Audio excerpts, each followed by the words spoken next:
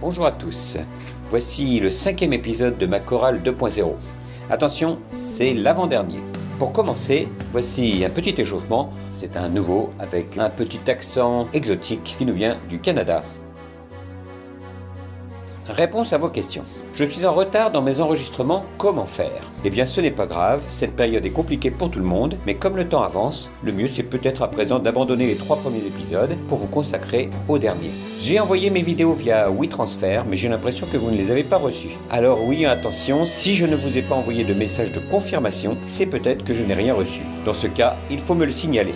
J'ai enregistré les épisodes 1, 2 et 4, mais le 3, je n'arrive pas à avoir un résultat qui me satisfait. Alors d'abord, pas de panique, il s'agit en effet de s'appliquer, mais les imperfections seront noyées ou corrigées. C'est d'ailleurs le sujet de la vidéo du jour. Cette vidéo porte sur un outil audio très à la mode. Au début, c'était un moyen de correction des hauteurs. Aujourd'hui détourné, il est devenu un effet. Vous l'avez deviné, il s'agit de l'autotune. Arrivé à la fin des années 90, est aujourd'hui presque omniprésent dans la musique. L'autotune. Cette fois, il s'agit non pas d'une machine qui va tordre le son d'une voix, mais d'un logiciel informatique beaucoup plus élaboré. L'autotune va en effet corriger les fausses notes.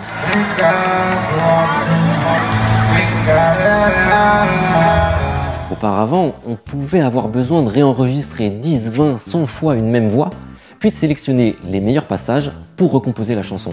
Avec l'autotune, en gros, appuyer sur un bouton après une seule prise de voix suffit. En 1998, un an après la sortie de l'autotune, les producteurs de la chanteuse américaine Cher brusquent un peu trop les paramètres de l'autotune et décident d'exploiter ce qui est normalement une faille. Démonstration.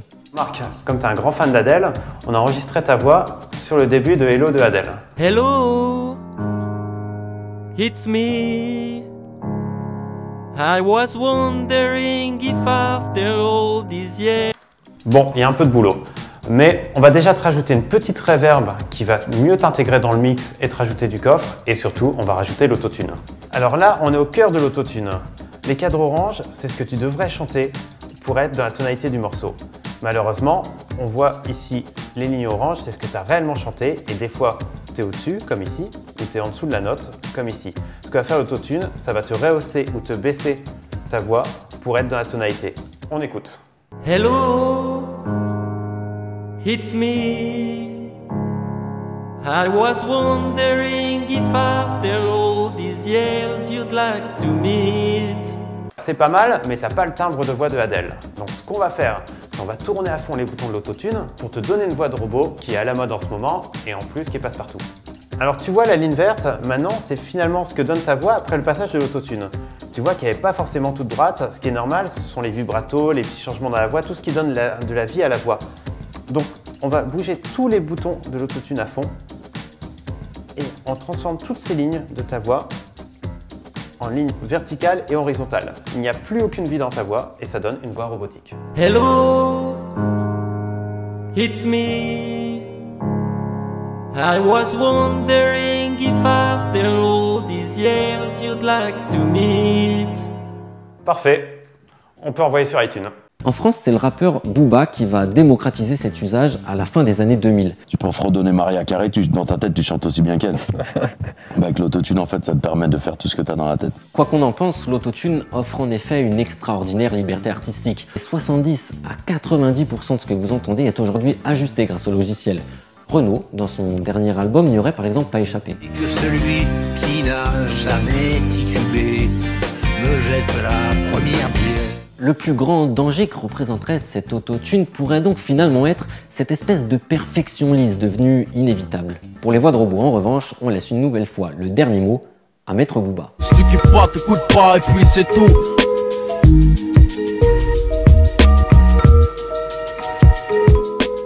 Le matériel nécessaire, maintenant c'est un rappel, vous savez ce que j'attends. Et de la même manière, voici un rappel des règles. Le travail du jour. Nous allons donc travailler la partie 5, qui correspond à une reprise du refrain, mais avec un changement significatif dans la deuxième partie. Il y a 3 voix. La voix 1 correspond à la voix principale. Attention à l'articulation et à l'énergie.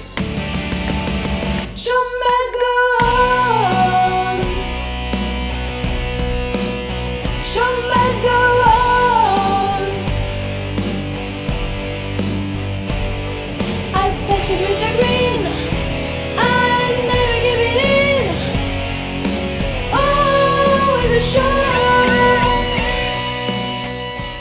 La voix 2 commence par une tenue que vous connaissez déjà sur l'onomatopée A et se termine par une réponse à la voix 1.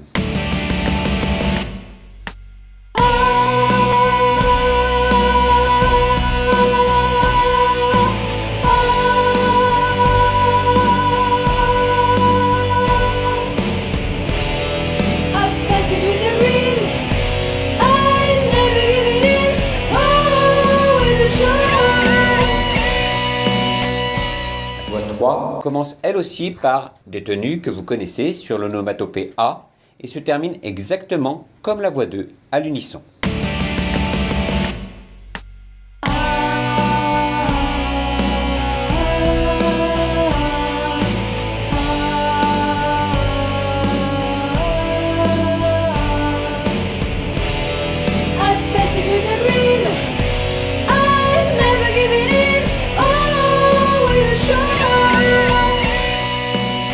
Voilà pour la vidéo du jour, à bientôt pour le 6e et dernier épisode.